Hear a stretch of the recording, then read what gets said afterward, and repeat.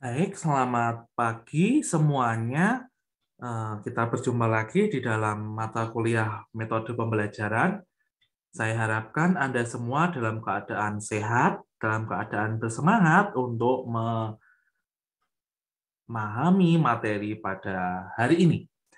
Hari ini kita akan membahas mengenai model pembelajaran berbasis proyek atau kita bisa eh, pahami project based learning. Apa itu project based learning? Kita akan pelajari lebih lanjut. Definisi dari project based learning atau PJBL adalah metode pembelajaran yang menggunakan proyek atau kegiatan sebagai media. Peserta didik melakukan eksplorasi, penilaian, interpretasi. Interpretasi itu adalah penafsiran, sintesis, dan informasi yang menghasilkan berbagai bentuk hasil belajar. Pembelajaran berbasis proyek merupakan metode belajar yang menggunakan masalah sebagai langkah awal dalam mengumpulkan dan mengintegrasikan pengetahuan baru berdasarkan pengalaman dalam beraktivitas secara nyata.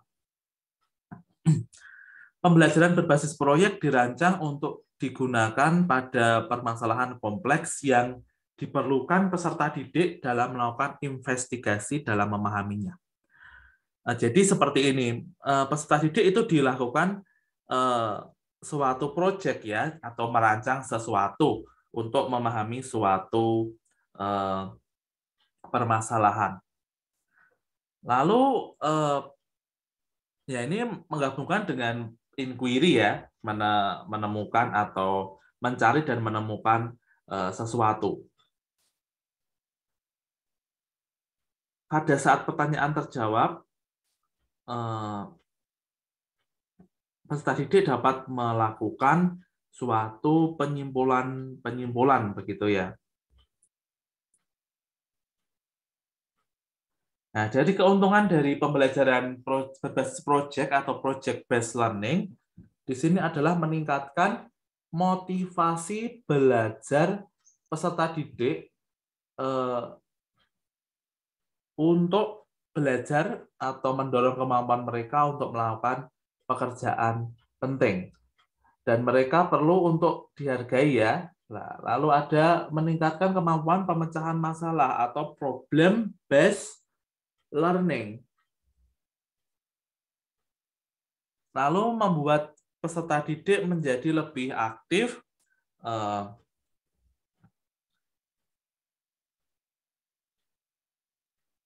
lalu meningkatkan adanya kolaborasi dari peserta didik, lalu mendorong, mengembangkan, dan mengembangkan keterampilan dan mengelola sumber belajar. Keuntungan lain adalah memberikan pengalaman kepada peserta didik di dalam belajar dan praktek ya.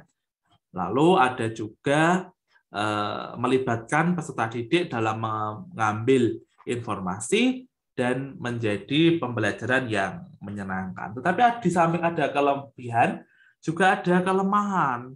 Kelemahannya ada yang pertama memerlukan waktu yang sangat banyak ya, tetapi di sekolah itu waktunya hanya 2 jam mungkin atau 3 jam ya untuk SMP. Lalu butuh biaya ya, karena proyek itu pasti paling tidak menggunakan kertas karton ataupun menggunakan apa begitu ya. Lalu banyak instruktur yang merasa nyaman dengan kelas yang lama. Ya, betul. Model-model kelas yang lama sangat berpengaruh untuk instrukturnya. Lalu peserta didik yang merasa memiliki kelemahan pada percobaannya ini atau dalam mengumpulkan informasi ini mengalami kesulitan. Ada kemungkinan peserta didik juga yang tidak suka belajar secara kelompok ya. Ada yang introvert begitu. Lalu ketika topik-topik diberikan kepada masing-masing kelompok, maka dikhawatirkan tidak bisa memahami topik secara keseluruhan.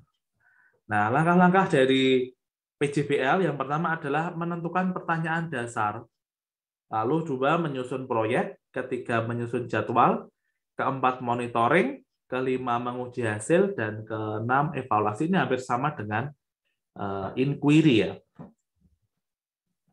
Nah, sistem penilaiannya ini karena ini project berarti yang dinilai bukan hasil tetapi project dan atau langkah-langkahnya serta hasilnya. Nah, ada 3 yang perlu dipertimbangkan. Yang pertama adalah kemampuan pengelolaan, relevansi, dan keaslian. Oke, demikian yang bisa saya sampaikan. Banyak pertanyaan nanti bisa disampaikan di kolom chat. Silahkan menghubungi saya, dan selamat pagi.